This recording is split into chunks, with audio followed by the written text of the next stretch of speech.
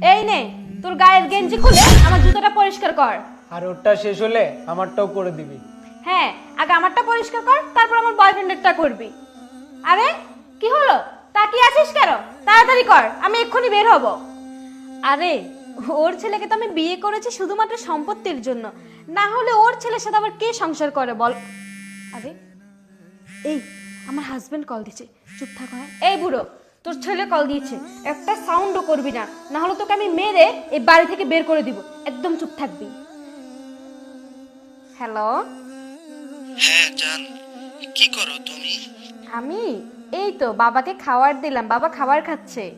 ও আচ্ছা আচ্ছা, বাবা খাবার খাচ্ছে।